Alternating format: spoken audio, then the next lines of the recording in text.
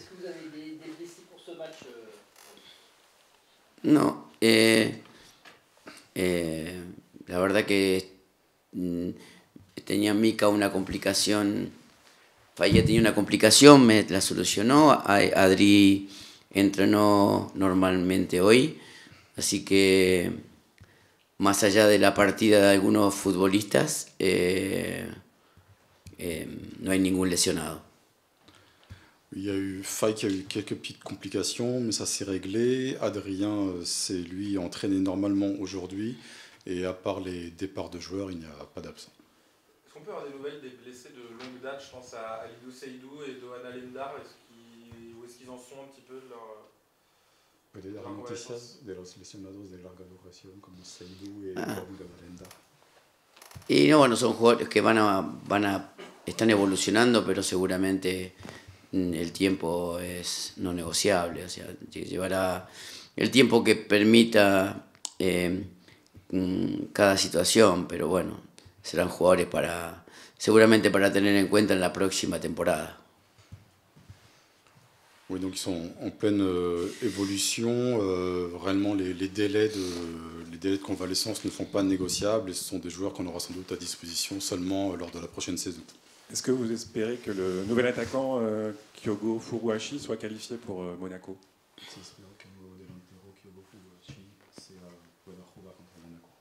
Sí, sí, bueno, esperamos primero que se cierre la operación y que pueda llegar a darnos la posibilidad de tenerlo en la cancha algunos minutos, si es posible, porque es un jugador que nosotros esperamos mucho de su llegada y nos puede ayudar en un momento que el equipo necesita de su profundidad. Alors, on espère d'abord que l'opération va se concrétiser. Dans ces cas-là, si ça se concrétise, on espère qu'il pourra jouer quelques minutes. On attend beaucoup de lui parce que c'est un joueur qui peut beaucoup nous aider, notamment nous donner de la profondeur. Oui, justement, Georges, ce joueur, par rapport à son profil, qu'est-ce que vous attendez de lui en fait? Comment vous pouvez l'utiliser? Est-ce que c'est plutôt avec une attaque à 2, à 3? Comment on peut le décrire? Comment vous pouvez le décrire, ce joueur?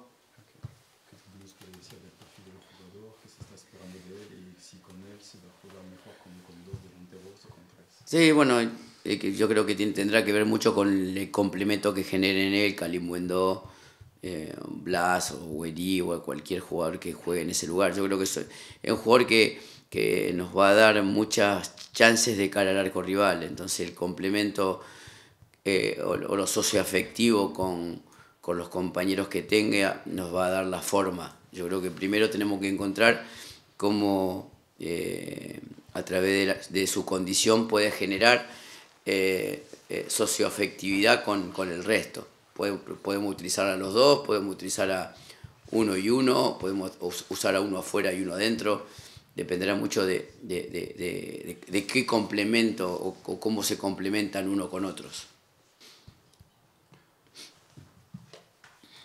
Oui, alors ça dépend finalement des complémentarités qu'on va trouver. Il pourrait jouer avec Kalimuendo, avec Gouiri, avec Blas. C'est un joueur qui peut se créer énormément d'occasions, c'est ce qu'on attend de lui. Ensuite, il faut voir comment il s'associe aux autres joueurs et c'est à partir de ces associations qu'on va savoir vraiment comment l'utiliser. On pourra l'utiliser dans une attaque à 2, mais aussi avec un joueur un peu plus avancé et un autre en retrait, un autre plus sur le côté et un autre dans l'axe. Cela dépendra de la manière dont il s'entend avec les autres joueurs. En l'absence de Laurent Sassignon, ou même sans ça, est-ce que vous réfléchissez à un changement de système éventuellement, ou est-ce que vous gardez toujours l'idée de jouer à 3 derrière?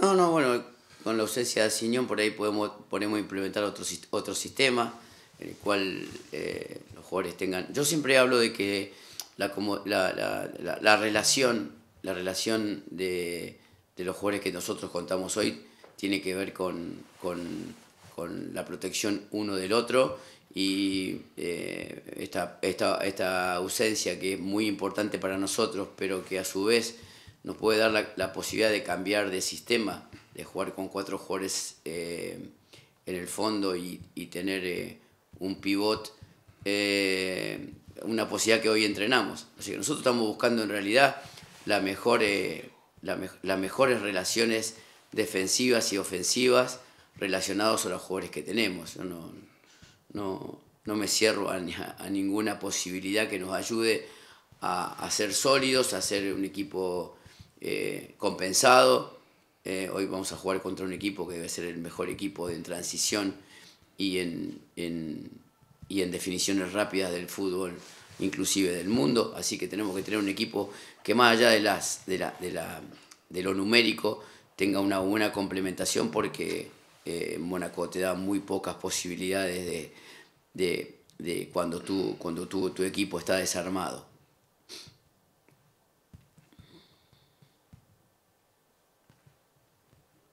Alors oui, avec l'absence de Laurens Assignon, je pourrais utiliser un autre système. Son absence finalement m'ouvre cette possibilité.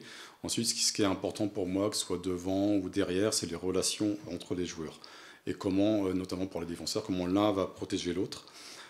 Avec son absence, donc j'ai dans la possibilité de jouer à 4 derrière. C'est quelque chose qu'on a entraîné aujourd'hui avec un pivot devant la défense. Ensuite, ce qui est important, plus généralement, ce sont les relations, d'améliorer les relations entre nos défenseurs, entre nos attaquants. Je ne suis fermé à aucune possibilité. Ce que je voulais, c'est que l'équipe soit notamment solide. Ensuite, il faut savoir que contre Monaco, on va jouer contre la meilleure équipe en transition du championnat et même du monde. Donc c'est une équipe face à laquelle il faudra un ensemble vraiment complémentaire, sachant que l'AS Monaco vraiment punit les moments de désorganisation. Justement, Monaco punit souvent ses adversaires sur les corners. Vous avez vu les corners, effectivement, 10 buts sur corner déjà, deuxième meilleure équipe d'Europe dans ce domaine. Comment on défend contre Monaco sur les corners?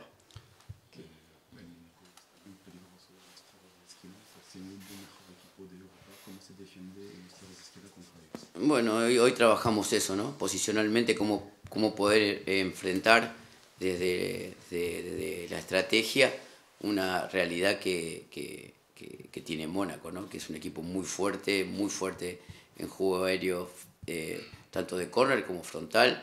Entonces hoy trabajamos una defensa que nos permita controlar a los mejores jugadores de ellos y también lograr tener gente en zona en lugares donde ellos son muy fuertes.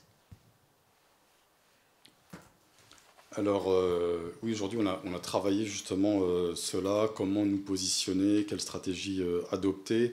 Monaco est vraiment très fort sur ces situations, que ce soit sur des centres mais aussi sur corner.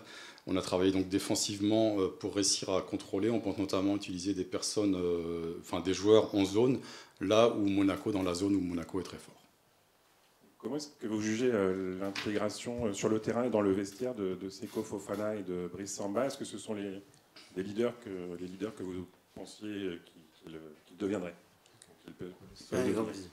No, yo pienso que son jugadores que están recién llegados, que intentan ayudar desde su manera, y lo más importante es la ayuda futbolística. O sea, lo que más me importa a mí, o creo que inclusive lo que más le importa a los compañeros, que esos dos jugadores que han llegado para marcar diferencia y que nos ayuden a marcar goles o a evitar goles como Samba, nos permitan alcanzar un grado de solidez y de contundencia que el equipo necesita. Después, en el día a día, son buenas personas e intentan ayudar. La ayuda hoy es necesariamente dentro del campo. Alors, ce sont des joueurs qui viennent d'arriver, qui essayent d'aider l'équipe. Pour moi, ce qui est le plus important, c'est comment ils aident footballistiquement l'équipe, et c'est aussi ce qui est le plus important pour leurs coéquipiers. Ce sont des joueurs qui sont arrivés pour faire des différences, soit Brice pour éviter des buts ou Seko pour en marquer. Ce qui est important, c'est la solidité qu'ils nous donnent et puis aussi l'efficacité. Donc ils aident l'équipe en cela. En tout cas, ce que je peux dire, au quotidien, ce sont de bonnes personnes. Juste sur Brice Samba, il est arrivé il n'y a pas très longtemps. Il a déjà pris 5 buts en 2 matchs. C'est vrai qu'il y a ces 2 buts à 3 et contre Brest sur une relance au pied qui est interceptée. Comment vous travaillez notamment ce secteur-là avec lui? On sait que c'est un joueur qui est fort au pied. Et c'est paradoxal d'avoir vu Rennes prendre 2 buts sur des relances au pied de Samba.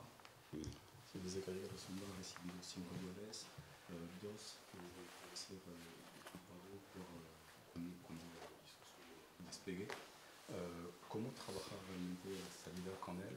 Y no es para de Frico, que es muy fuerte con el pie, provocó 2 goles. Bueno, pero lo que hablamos normalmente, él recién arriba y a veces el desconocimiento de los compañeros y algunas situaciones que han obligado a adelantar los tiempos de aclimatación de una forma de jugar y de las características de sus actuales compañeros. Yo creo que bueno, creo que fueron errores de salida que nos incomodaron, pero después de esos errores fueron errores muy lejos de nuestra área.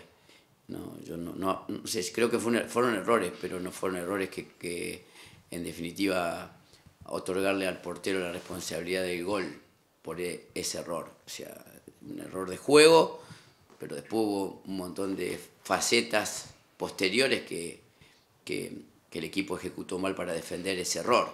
Errores hay un montón y seguirá habiendo, pero nosotros tenemos que ser un equipo que esté preparado a corregir el error mucho más rápido y bueno, y en eso estamos trabajando todos los días.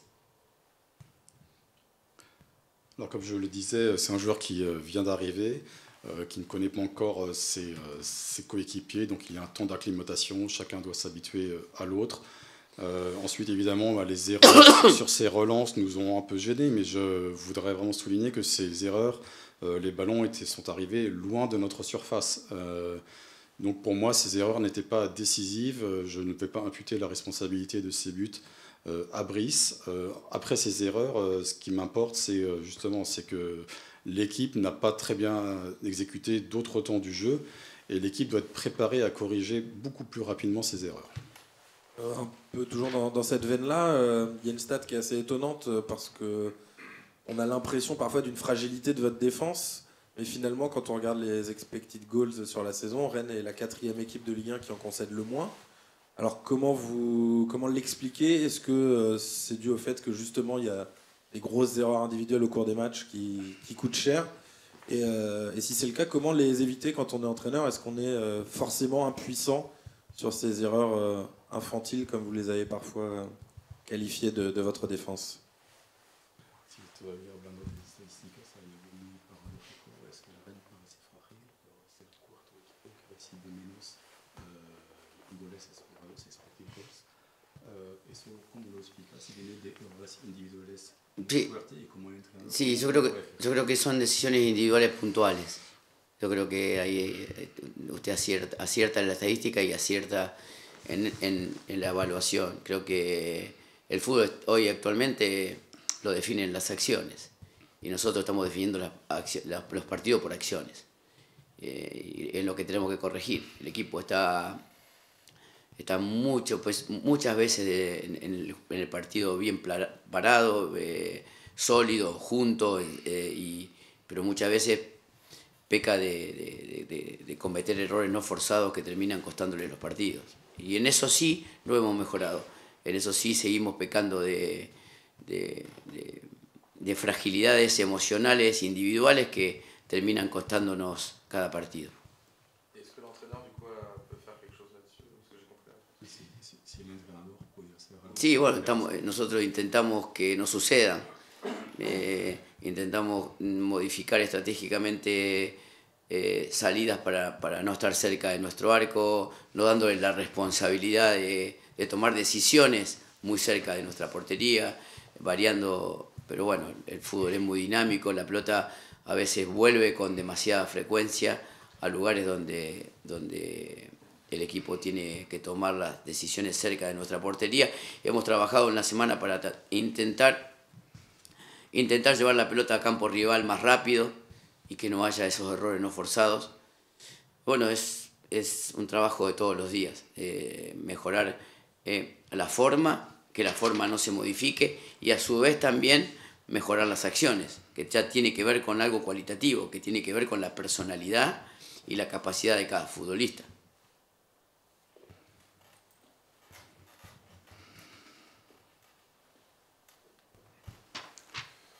Oui, alors j'attribue cela avant tout à des décisions individuelles. Aujourd'hui, le football est décidé par seulement quelques situations. Et ce qui est certain, c'est que l'équipe en général est bien organisée, elle est solide, elle est solidaire. Et ensuite, à cause d'erreurs qui ne sont pas d'erreurs non provoquées, on peut concéder des buts. Sur ce pan du jeu, nous ne nous sommes pas améliorés, c'est vrai. Je pense qu'il y a une fragilité individuelle, émotionnelle. Donc on essaye que ça ne se reproduise pas. Comment fait-on pour cela? On modifie notre stratégie notamment sur nos relances, en essayant que nos relances se déroulent plus loin de notre surface de réparation. On essaye aussi de les varier. Ensuite, le football est très dynamique et le ballon peut revenir très rapidement vers notre surface. En tout cas, cette semaine, on a beaucoup travaillé cela. On veut arriver plus rapidement dans la moitié de terrain adverse. C'est un travail quotidien que l'on réalise. Ensuite, sur la forme, on ne veut pas que la forme se modifie, mais on veut que sur les actions, les joueurs décident autrement. Mais cela dépend de la capacité de chaque joueur. Juste, je reviens sur le mercato. Donc Kyogo doit arriver. Jota va partir. Meister est déjà parti. Est-ce que vous attendez un autre renfort sur le plan offensif, ou est-ce que dans votre esprit, avoir un milieu de terrain supplémentaire plus un défenseur, ça suffirait? Sí. No, nosotros estamos hablando con el presidente de que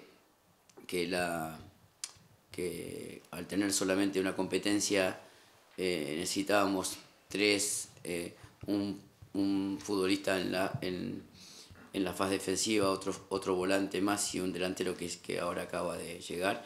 Y ante la salida de Jota o la de Groenbeck, la de Meister, a lo mejor la llegada de algún extremo nos ayudaría también a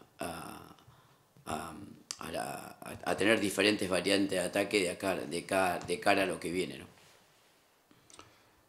Alors avec le président, on a parlé de cela. On a seulement,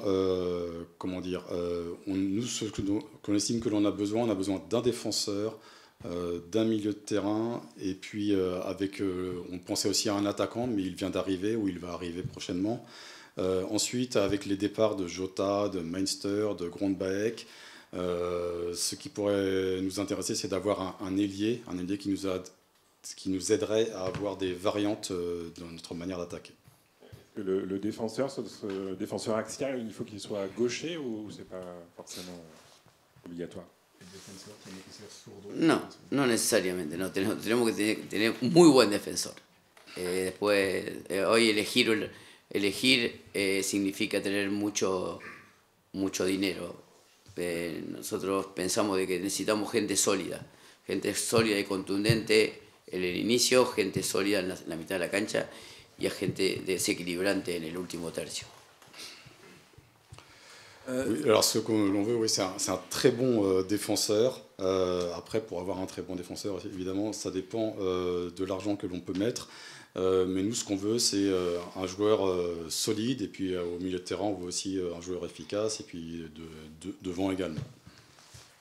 Est-ce que vous pouvez nous parler de l'état physique de votre équipe? C'est des données auxquelles on n'a pas toujours forcément accès, nous, sur le volume de course, sa capacité à répéter, à être intense, à faire des courses à haute intensité.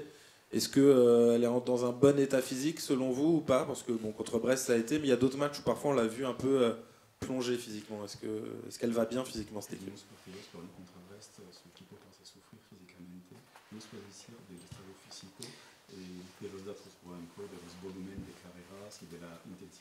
No, yo creo que inclusive después de haber jugado a mitad de semana Copa y después el sábado con Brest, el equipo tuvo una respuesta muy generosa físicamente. Seguramente para mí no pasa por ahí la situación, pasa por otro lugar. El equipo va evolucionando, atacó hasta el minuto final, se desplegó, tuvo volitivamente contra Brest un estado emocional superior, cosa que no pasó en la Copa, pero por eso creo que yo tengo muy pocas cosas que reprocharle al equipo ante Brest, que el equipo debería haber ganado claramente y fácilmente ese partido, y que los volúmenes de intensidades fueron repetidos y intensos y y realmente volitivos, pero bueno, la frustración a veces de la situación hace de que el equipo ponga un freno. Creo que hay una evolución en el aspecto de que el equipo está en la organización del equipo y el equipo va mejorando físicamente cada semana porque trabaja duro, porque lo hace con responsabilidad. Ya le digo, me parece que todo lo que nos está pasando es puntual. Oui, alors pour moi, le problème ne vient pas de là. L'équipe, notamment contre Brest, a vraiment tout donné jusqu'à la dernière minute. On a été, contrairement au match contre Troyes, on a été supérieur à l'adversaire. On s'est beaucoup dépensé physiquement. Donc je n'ai rien à reprocher à mes joueurs contre le Stade brestois. On aurait dû gagner ce match. Les joueurs ont fourni énormément de courses à haute intensité. Ensuite, la frustration fait que parfois l'équipe peut jouer un peu avec le frein à main, mais j'estime qu'on évolue en termes d'organisation et le physique de l'équipe s'améliore chaque semaine parce que l'équipe travaille très dur au quotidien. Coach, vous l'avez dit, il y a beaucoup de mouvements dans votre effectif en ce moment, que ce soit les arrivées comme les départs. Comment est-ce que vous gérez cette situation? Est-ce que vous avez l'impression que ça complique votre travail au quotidien?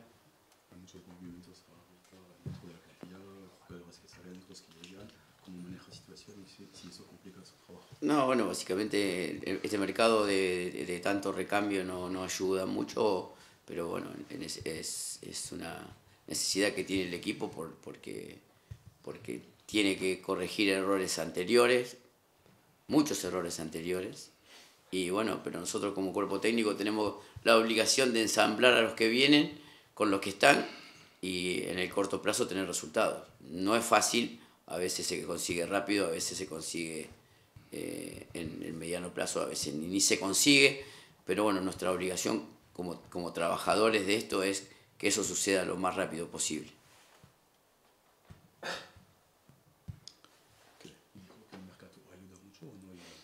No, que en este mercado es muy difícil que lleguen jugadores que se acoplen rápido. Oui, donc dans ce mercato, c'est difficile de recevoir vraiment. C'est un mercato, c'est une période plutôt difficile, le mercato d'hiver. Mais quoi qu'il en soit, là, il y avait vraiment un besoin de corriger beaucoup d'erreurs qui ont été faites par le passé.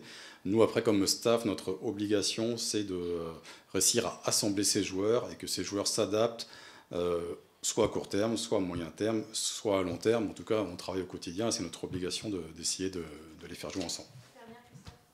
Il y a eu une réunion entre les supporters et le club cette semaine. Est-ce que vous y avez participé, Georgie, et qu'est-ce qui en est ressorti?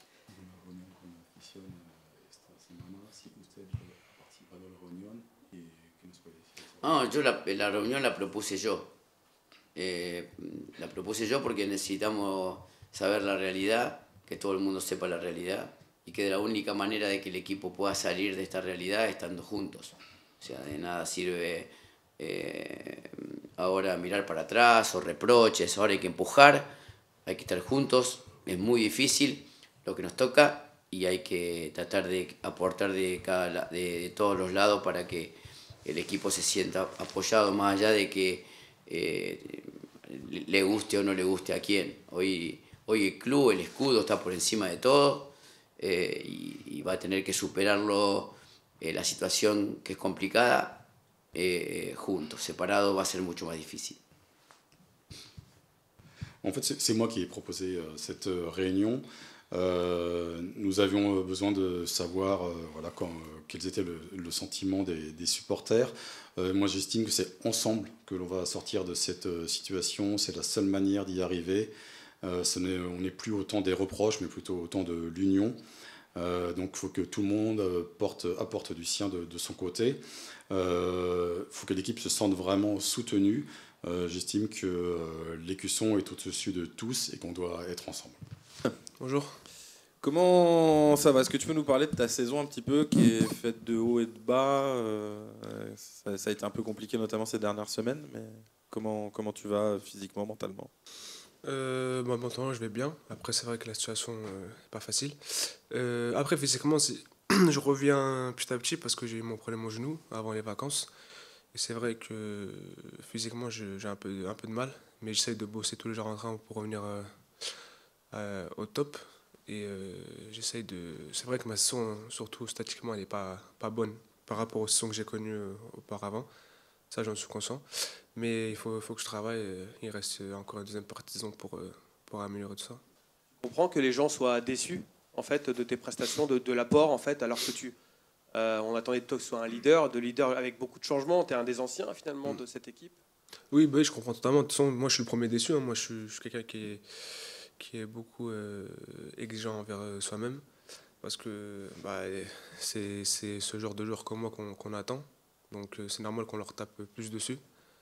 Il y a un renfort qui va arriver, un japonais, Kyogo, peut-être que tu as entendu parler ce matin, je ne sais pas, vous en avez parlé peut-être entre vous. Ça va augmenter peut-être la concurrence. C'est un joueur qui peut jouer côté gauche aussi, dans l'axe, un peu comme toi finalement. Comment tu vois ça? Bah, je pense que si il vient, c'est qu'on en a besoin. On a besoin de renfort. Et je pense que c'est bien pour tout le monde. La concurrence, ça fait partie du métier.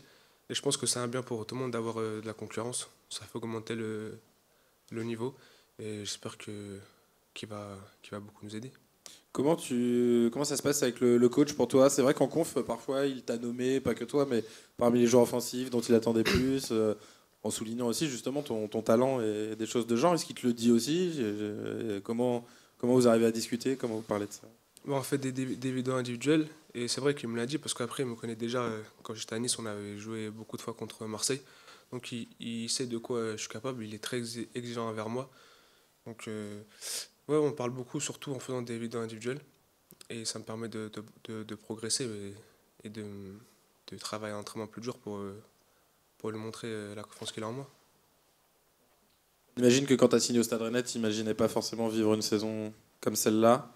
Comment tu l'expliques, toi, depuis l'intérieur du groupe, que ça ne tourne pas, que vous soyez si bas au classement? La situation comptable est quand même pas forcément très rassurante. Après, c'est le football. Hein. C'est vrai que quand je suis arrivé, le club venait se qualifier en Coupe d'Europe. Après ma première saison, on se qualifiait aussi en Coupe d'Europe. Après, c'est le football. Il y a des hauts, il y a des bas. C'est vrai qu'on est venu ici pour jouer le haut du tableau. Là, le classement, il est inacceptable et on en est conscient, on est les premiers responsables. Donc, après, comme je dis, il reste une deuxième partie de saison. On va essayer de tout donner pour gagner des matchs parce que ce qu'il faut à l'heure d'aujourd'hui, c'est gagner des matchs. Tu penses que vous jouez le maintien, réellement? Tu penses que réellement, aujourd'hui, il faut se mettre dans la tête, vous, dans le vestiaire, les joueurs, que vous jouez le maintien ou... Non, ce qu'il faut mettre dans la tête, c'est d'aller sur le terrain et gagner des matchs, prendre des points. Et après, c'est à la fin de la 34e journée qu'on verra. Mais on ne se met pas de pression, on ne se dit pas il faut jouer le maintien, jouer l'Europe. C'est vrai qu'on est dans une position très, très limite, donc on en est conscient. Mais on se dit pas ça, on se dit juste qu'il faut gagner des matchs. Rennes est l'équipe qui se crée le moins de grosses occasions avec Saint-Etienne, je crois. Est-ce que tu penses que l'arrivée de Seko au milieu peut changer un peu l'animation offensive derrière? Ouais, je pense. Après, c'est un joueur qui connaît très bien la Ligue 1. Et par sa projection, parce qu'il gagne des mètres avec la balle, et il peut beaucoup nous apporter. Et ouais, je pense que c'est un renfort de qualité qui va nous faire énormément bien au milieu de terrain. Justement, pour compléter, Seko, il y a Brice Samba aussi qui a beaucoup d'expérience. Comment tu juges son intégration? Quel rôle il a aujourd'hui déjà un peu dans le vestiaire? Et la dernière question par rapport à lui, c'est ce que vous avez évoqué justement les fameuses relances. Il y en a eu deux, ça s'est fini en but. Vous en avez parlé un peu de ça justement, alors qu'il a un très bon jeu au pied.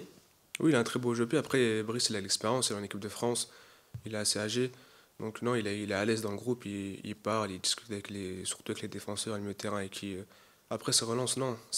Le coach nous demande de jouer comme ça, c'est un jeu à risque. Donc forcément, il y aura des erreurs. Donc non, on n'a pas discuté. Mais ce qu'il faut, faut pas se dire malgré qu'on fait les erreurs, faut pas recommencer. Il faut tenter, il faut toujours tenter. Et quand ça va passer, ça va jouer pour nous. Il a déjà un peu le rôle de leader. Comment il est dans le vestiaire? Est-ce qu'il parle beaucoup? Est-ce qu'il est encore en phase d'écoute, justement de joueurs comme toi, de prendre un peu la température? Comment ça se passe en fait dans Non, je le sens franchement à l'aise. Comme je dis, il a l'expérience, il est âgé. Et il a un peu des deux, il a un peu le rôle d'écoute et aussi surprenant. Et franchement, il parle. Après, c'est le gardien de but, donc il a un rôle important aussi. Et comme je dis, il a un statut en équipe de France, donc non, il nous fait énormément bien. À titre perso, mercato, comme d'habitude. Hein. De toute façon, ton nom à chaque fois dans les mercatos, ça revient. Ouais, chaque mercato de toute façon. Mais de toute façon, non, je me concentre à 100% sur le club. Je me suis pas posé la question. Et le plus important, c'est c'est l'entraînement de demain et le match de Monaco. Ouais, c'est ça, tu souhaites rester parce qu'il y avait des touches avec Galatasaray, mais je crois que tu n'as pas envie d'y aller de toute façon. Ça t'intéresse pas? Non, c'était pas. Non, pour l'instant, je suis ici, je suis bien. Amine, juste sur le coach disait qu'il y avait une rencontre avec les supporters. Est-ce que tu peux nous parler un petit peu de ce qu'on a pu voir à la fin du match l'autre jour? J'imagine que c'est pas simple non plus quand on est joueur, qu'à la fois peut-être aussi leur colère. Comment t'as vécu ça et qu'est-ce que ça peut amener aujourd'hui? Est-ce que tu espères que les supporters vont être derrière vous pour la suite? Bah, il faut, bah après, c'est normal qu'ils réagissent comme ça, hein. On sait qu'ils sont mécontents vu ce qu'on monte sur le terrain. Après, comme j'ai dit, on est les premiers responsables, on sait, mais on aura besoin d'eux aussi, parce qu'on va encore jouer à domicile jusqu'à la fin de saison. Donc on aura besoin d'eux qui nous poussent et pour aller gratter des points surtout à domicile, parce que c'est important. Et voilà, mais ouais, on en est conscient et on sait que ce qu'on fait sur le terrain, c'est pas digne du Stade Rennais. Sur l'association avec Arnaud, il y a eu beaucoup de choses qui ont été dites sur votre association. Vous êtes l'un pour l'autre le joueur avec lequel vous avez le plus joué dans votre carrière, si on compte les espoirs et le Stade Rennais, avec très peu de buts que vous avez donnés l'un l'autre. Je crois qu'en 95 matchs, vous avez donné 4 buts, 3 buts pour toi et toi, 1 pour lui. Comment tu l'expliques? Est-ce que je sais pas, vous avez du mal à vous comprendre sur le terrain? Après, des fois, l'association, ça ne veut pas dire qu'on ne se donne pas les buts, qu'on n'est pas complémentaire ou qu'on ne s'entend pas bien. Il y a par exemple, on est complémentaires. Je pense que lui, c'est quelqu'un qui prend la profondeur et moi qui décroche. Et ça peut servir à d'autres joueurs aussi. Donc, c'est pas le fait que nous deux, qu'on se donne des buts ou pas. Je pense qu'on est complémentaires et qu'on va continuer à travailler pour améliorer encore ça. Mais ça ne veut pas dire qu'on ne se donne pas les buts, qu'on ne s'entend pas bien. Juste une petite question. Il y a beaucoup de mouvements dans ce mercato, dans votre effectif, avec des arrivées, des départs. Quand on est joueur, comment on le vit? C'est pas trop compliqué de devoir dire adieu ou au revoir à un partenaire, le lendemain d'en accueillir un autre? C'est dans le contexte actuel pour le Stade Rennais? Oui, dans le contexte actuel, oui, mais après, c'est le football, hein, on en a connu, on connaît tous les mercatos. C'est vrai que je pense que c'est un peu délicat, surtout pour le coach, pour les joueurs. Le mercato, à chaque fois, c'est un moment spécial, c'est difficile. Mais ouais, c'est vrai que du jour au lendemain, tu peux ne plus voir un coéquipier qui part dans un club. Après, comme je dis, c'est le football, c'est comme ça. On a l'habitude, mais il faut faire avec et avancer.